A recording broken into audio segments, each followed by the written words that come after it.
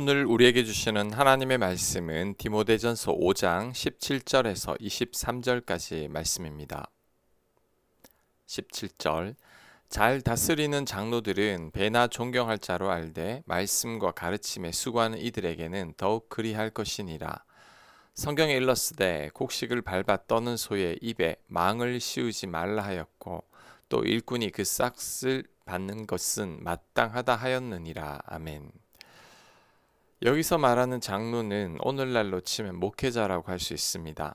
말씀을 잘 가르치고 애쓰는 장로들을 배나 존경할 자로 여기라고 했습니다.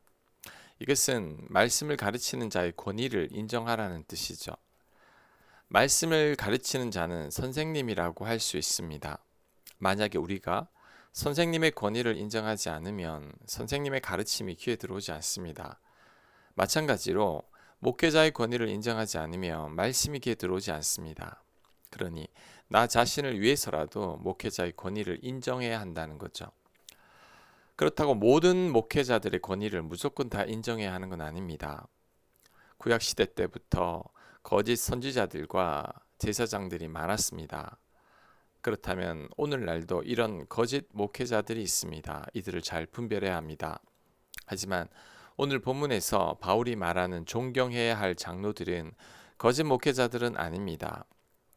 하나님의 말씀으로 잘 가르치고 양육하는 목회자라고 할 수 있죠. 그래서 배나 존경할 자로 여기라고 말하는 겁니다.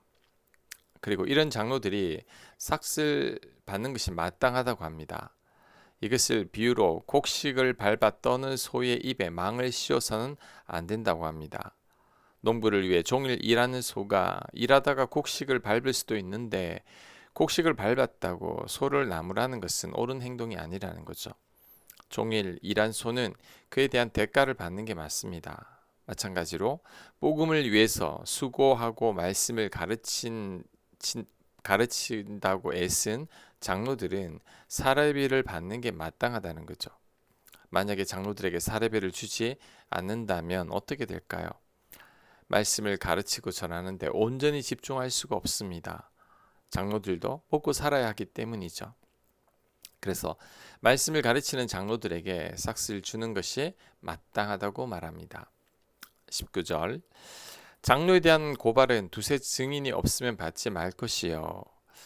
장로에 대한 고발의 문제인데 누군가 장로를 고발하면 한 사람의 말만 듣지는 말라고 합니다. 왜냐하면 한 사람이 장로에 대한 안 좋은 감정을 품고 고발할 수도 있기 때문이죠. 특히 앞에서 일하는 자들은 모든 이들을 다 만족시킬 수는 없습니다. 교회는 저마다 생각이 다른 다양한 사람들이 모여 있습니다. 그래서 그 중에는 장로가 마음에 들지 않는 자들도 있어서 장로를 모함할 수 있죠. 그러니 한 사람의 말만을 듣지 말고 적어도 두세 증인이 있을 때 장로에 대한 고발을 받으라는 겁니다. 이것을 우리에게도 잘 적용해야 합니다. 우리도 한 사람의 말만을 들어서는 안 됩니다. 한 사람의 말만을 곧이곧대로 듣고 그것이 사실이라고 절대 생각해서는 안 됩니다. 사람들은 항상 자기에게 유리하게 말합니다. 스스로가 불리하게 말하는 자들은 한 명도 없습니다. 그러니 한 사람의 주관적인 말을 듣고 함부로 판단하거나 비방하거나 말을 옮겨서는 안 됩니다. 이런 실수를 많은 자들이 범하고 있습니다. 반드시 다른 사람들의 말도 들어봐야 합니다. 특히 누군가를 비난하고 정죄하는 말이라면 적어도 두세 사람의 말을 들어봐야 합니다. 그래야 실수하지 않게 됩니다. 한 사람의 말만을 듣고 절대 곧이곧대로 믿어서는 안 됩니다. 아무리 친한 사람의 말이라고 해도 그 말을 그대로 받아들여서는 안 됩니다. 다른 사람의 말도 반드시 들어봐야 합니다. 그래야 누군가를 잘못 판단하거나 정죄하는 죄를 범하지 않게 될 것입니다. 20절 범죄한 자들을 모든 사람 앞에서 꾸짖어 나머지 사람들로 두려워하게 하라. 자, 여기서 범죄한 자들은 범죄한 장로들을 말하는 것 같습니다. 장로라고 할지라도 범죄한 것이 드러나면, 즉 두세 사람의 증인이 장로를 고발해서 범죄한 것이 드러나면 모든 사람 앞에서 꾸짖으라고 합니다. 그래서 다른 사람들에게도 경각심을 일깨워서 두려워하게 만들라고 합니다.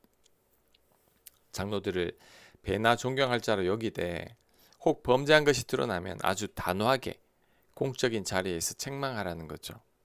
사적으로 불러 권면하는 게 아닙니다. 그만큼 책임이 있는 자리에 있으니 그만큼 죄에 대해서도 책임을 져야 하는 것입니다. 그래서 성도님들도 죄를 짓지 않게 하라는 거죠. 21절 하나님과 그리스도 예수와 택하심을 받은 천사들 앞에서 내가 엄히 명하노니 너는 편견이 없이 이것들을 지켜 아무 일도 불공평하게 하지 말며. 아멘. 그 다음 바울이 디모데에게 권면하는 것은 편견 없이 하고 불공평하게 하지 말라고 합니다. 장로라고 해서 봐줘서는 안 된다는 거죠. 모두에게 공평하게 하라는 겁니다. 자, 우리들도 조심해야 합니다. 우리들도 알게 모르게 사람에 대한 편견을 갖고 있습니다. 그 편견으로 사람을 대할 때가 있죠. 잠언 24장 23절입니다. 재판할 때에 낯을 보아주는 것이 옳지 못하니라. 재판할 때 얼굴 보고 재판하지 말라는 겁니다. 얼굴을 보고 편견을 가져서 공평하게 재판하지 못할 수도 있습니다. 그래서 얼굴 보지 말라는 거죠. 그리고 팔은 안으로 굽는다고 내가 아는 사람 편을 더 드는 게 우리들의 본능입니다. 그래서 우리도 공정하지 않게 행할 때가 많습니다. 우리도 그것을 조심해야 합니다. 절대 편견을 가지면 안 됩니다. 절대 불공평하게 해선 안 됩니다. 22절 아무에게나 경솔히 안수하지 말고 다른 사람의 죄에 간섭하지 말며 네 자신을 지켜 정결하게 하라. 아멘.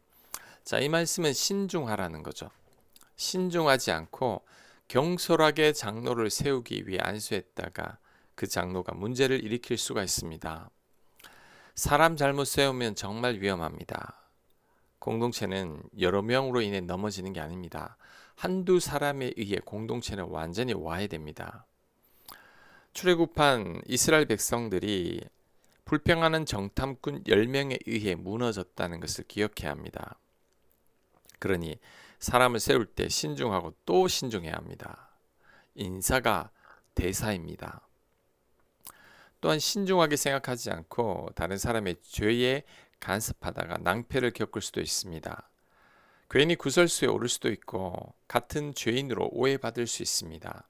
그러니 이 또한 신중해야 합니다. 23절 이제부터는 물만 마시지 말고 네 위장과 자주 나는 병을 위하여는 포도주를 조금씩 쓰라. 자, 바울이 디모데에게 물만 마시지 말고 위장과 병을 위하여 포도주를 조금씩 마시라고 권면합니다. 이를 볼 때 디모데가 몸이 아팠던 것 같습니다. 위장이 안 좋아서 소화를 잘 못 시킨 것과 자주 재발하는 병이 있는 것을 볼 때 신경성 질환 같습니다. 디모데가 원래 내성적이고 소심한 성격이어서 이런 병을 앓고 있었던 것으로 추측됩니다. 그래서 바울은 이 병에서 낫기 위해 디모데에게 포도주를 조금씩 쓰라고 권하고 있습니다.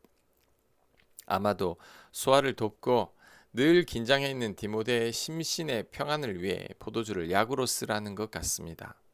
말 그대로 포도주를 약주로 쓰라는 거죠. 바울이 이렇게까지 권하는 것을 보면 디모데는 포도주가 술이라고 입에도 대지 않았던 것 같습니다. 디모데가 철저한 경건의 삶을 살았기 때문인 거죠. 하지만 바울은 그러지 말고 건강을 위해서 포도주를 조금씩 마시라고 권하고 있습니다. 세상 사람들처럼 술에 취하기 위해 마시는 게 아니라 건강을 위해서 마시는 것이라면 괜찮다는 거죠. 이런 바울의 권면을 볼 때 바울은 율법에 매여 있지 않은 사람이라는 것을 알 수 있죠. 바울은 율법을 잘 지키되 그 율법 안에서 자유를 누리고 있는 사람입니다. 바울은 진리 안에서 자유를 누리며 사는 자이죠. 하지만 우리는 그렇지 않을 때가 있습니다. 보수적인 신앙을 가진 우리 선배님들은 안식일에 아예 돈을 쓰지 않았죠. 심지어 돈을 쓰지 않기 위해 안식일에 버스도 타지 않았습니다. 교회가 멀어도 버스를 타지 않으려고 왕복 4시간을 걸어서 다녔던 선배님들도 있습니다. 그런데 이렇게 안식일을 지키는 것은 율법에 얽매여 있는 거죠. 하나님께서 우리에게 안식일을 지키라고 하는 이유는 쉬지 못하는 우리 인간들을 배려하기 위해서입니다. 우리가 쉬라고 안식일을 허락하신 거죠. 그런데 안식일 계명의 목적은 알지 못하고 안식일에 돈을 쓰지 않아야 한다는 형식에만 집중하는 것은 하나님의 선한 의도를 모르는 겁니다. 하나님께서는 우리가 안식일에 돈을 쓰지 않기 위해 4시간 힘들게 걸어 다니는 것보다 안식일에 버스 타고 다니면서 편하게 예배 드리시길 원합니다.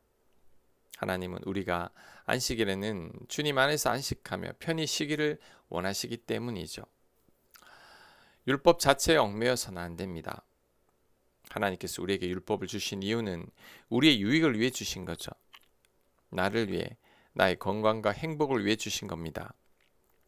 그 율법의 정신을 바로 깨달을 때 우리는 율법 자체에 얽매이지 않게 됩니다.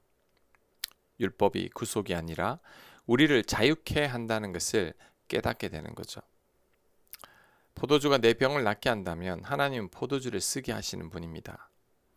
거룩을 위해 죽어가면서까지 포도주를 거절하는 것은 나를 향한 하나님의 뜻이 아닙니다. 율법 그 자체보다 율법의 정신을 기억해야 합니다. 율법 속에 담겨 있는 하나님의 사랑이 더 중요합니다. 아멘.